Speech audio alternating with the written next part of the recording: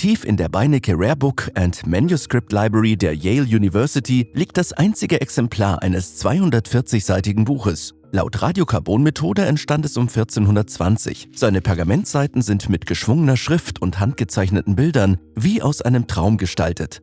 Echte und imaginäre Pflanzen, schwimmende Schlösser, badende Frauen, astrologische Diagramme, Tierkreiszeichen sowie Sonnen und Monde mit Gesichtern begleiten den Text. Das 24 x 16 cm große Buch wird das Voynich-Manuskript genannt und ist eines der größten ungelösten Geheimnisse der Geschichte. Warum? Niemand versteht seinen Inhalt. Der Name stammt von Wilfrid Voynich, einem polnischen Buchhändler, der 1912 in einem italienischen Jesuitenkolleg auf das Dokument stieß. Er war verwirrt. Wer hatte es geschrieben? Wo war es entstanden? Was stellten diese seltsamen Wörter und lebendigen Zeichnungen dar? Welche Geheimnisse enthielten die Seiten? Er kaufte dem mittellosen Priester des Kollegs das Manuskript ab und brachte es schließlich in die USA, wo Experten seit über einem Jahrhundert darüber rätseln. Kryptologen meinen, der Text habe alle Merkmale einer echten Sprache, wenn auch einer bisher völlig unbekannten.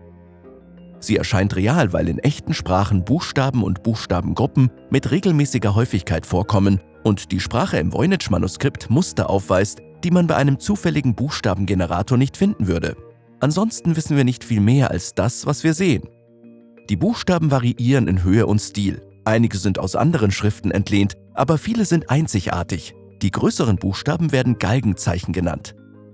Das Manuskript ist mit dekorativen Schnörkeln verziert. Anscheinend wurde es von 2 oder mehr Personen geschrieben und die Malerei stammt wohl von einer weiteren Person. Im Laufe der Jahre haben sich Haupttheorien über den Text des Manuskripts gebildet. Laut der ersten wurde er in Chiffre geschrieben, einem extra entwickelten Code, um Inhalte geheim zu halten. Laut der zweiten ist das Dokument ein Schwindel, verfasst in Kauderwelsch, um einen leichtgläubigen Käufer hereinzulegen. Einige vermuten, der Autor sei ein mittelalterlicher Betrüger, andere glauben, dass es Voynich selbst war. Laut der dritten Theorie ist das Manuskript in einer echten Sprache, aber einer unbekannten Schrift geschrieben.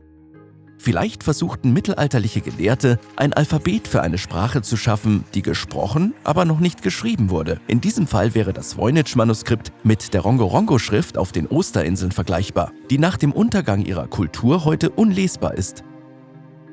Obwohl niemand das Voynich-Manuskript lesen kann, rätseln die Menschen nach wie vor, was darin stehen könnte. Die das Manuskript für einen Versuch halten, eine neue Form der geschriebenen Sprache zu schaffen, spekulieren, es könne eine Enzyklopädie mit dem Wissen der Kultur sein, die es produziert hat. Andere glauben, es stamme von dem Philosophen Roger Bacon aus dem 13. Jahrhundert, der versuchte, die universellen Gesetze der Grammatik zu verstehen, oder vom elisabethanischen Mystiker John Dee aus dem 16. Jahrhundert, der Alchemie und Wahrsagerei praktizierte.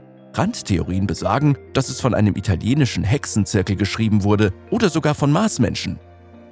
Nach 100 Jahren Frustration haben Wissenschaftler kürzlich ein wenig Licht ins Dunkel gebracht. Der erste Durchbruch war die Radiokarbondatierung. Außerdem haben zeitgenössische Historiker die Herkunft des Manuskripts über Rom und Prag bis ins Jahr 1612 zurückverfolgt, als es vielleicht vom römischen Kaiser Rudolf II. An seinen Arzt Jacobus Sinapius weitergegeben wurde. Zusätzlich zu diesen historischen Erfolgen haben Sprachforscher kürzlich vorläufige Interpretationen für einige Wörter vorgeschlagen. Könnten die Buchstaben neben diesen 7 Sternen Tauran bedeuten, ein Name für Taurus? Ein Sternbild, das die 7 Sterne der Plejaden umfasst? Könnte dieses Wort Centaurun die Centaurea-Pflanze aus dem Bild bezeichnen? Vielleicht, aber der Fortschritt ist langsam. Wenn wir den Code knacken, was könnten wir finden? Das Traumtagebuch eines Illustrators aus dem 15. Jahrhundert? Einen Haufen Unsinn? Oder das verlorene Wissen einer vergessenen Kultur? Was meinst du? Wenn du gerne lernst, abonniere unseren Kanal. Wir veröffentlichen Videos über Themen wie die Geschichte der Welt aus Sicht der Katzen und was es braucht, um auf dem Mond zu leben. Bleib neugierig, bleib informiert.